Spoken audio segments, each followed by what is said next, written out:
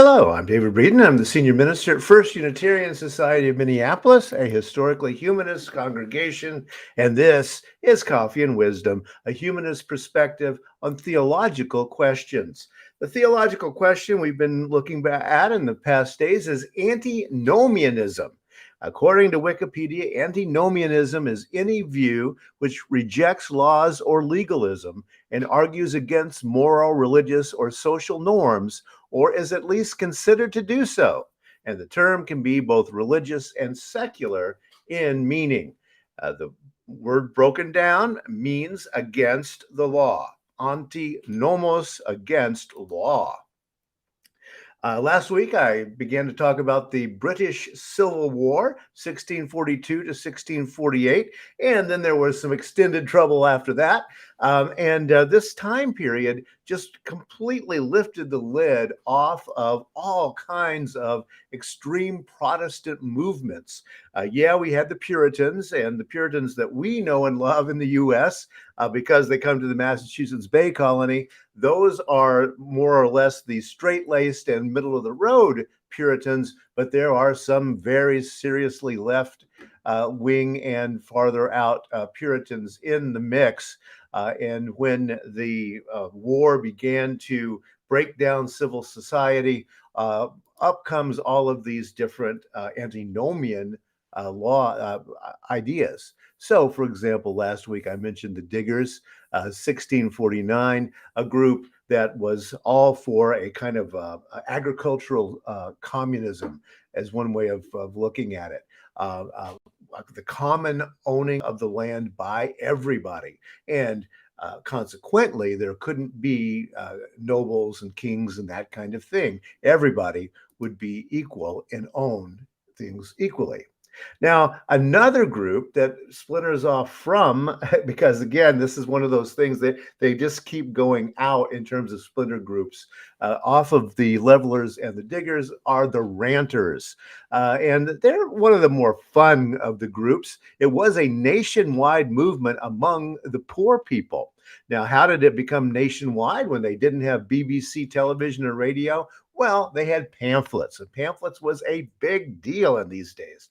And so the pamphlets went out through the land, and people would read it to each other and these great ideas as they saw them, and people began to be ranters. Well, Lawrence Clarkson wrote one of the ranter pieces, a book called A Single Eye in 1650. And he said this: no matter what scripture, saints, or churches say, if that within thee do not condemn thee, thou shalt not be condemned. So anything that you feel is right, by golly, it's okay with God. And so go do that thing. We're going to totally wipe out any kind of law, the Ten Commandments, or any of the, certainly the civil laws of kings and magistrates. And suddenly we are going to be a law unto ourselves.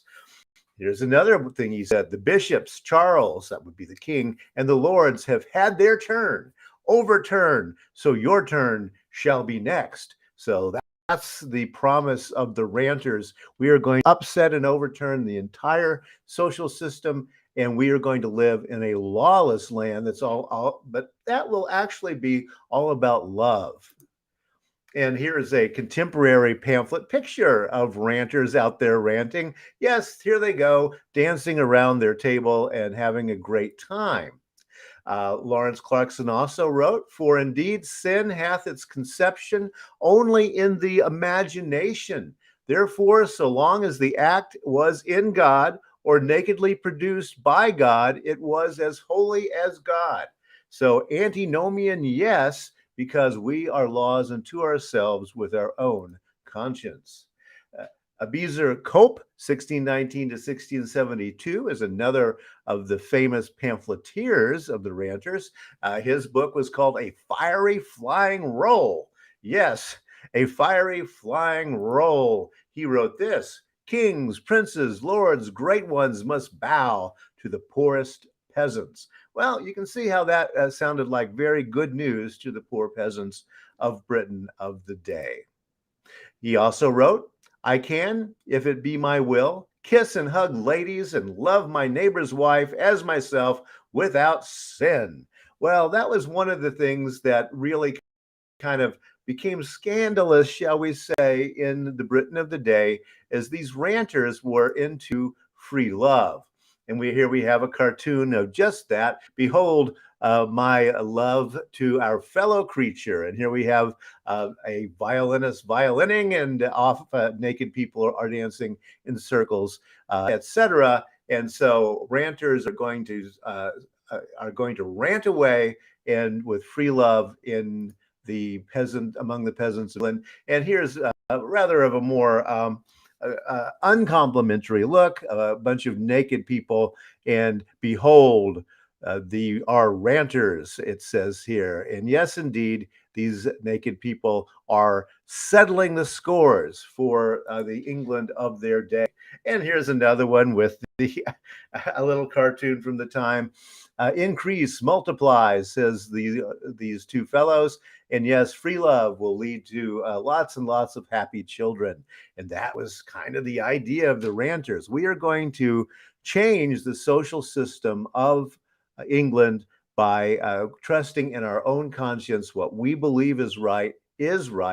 And because we possess the mind of God here among us. One of the more out there bits of the English Revolution.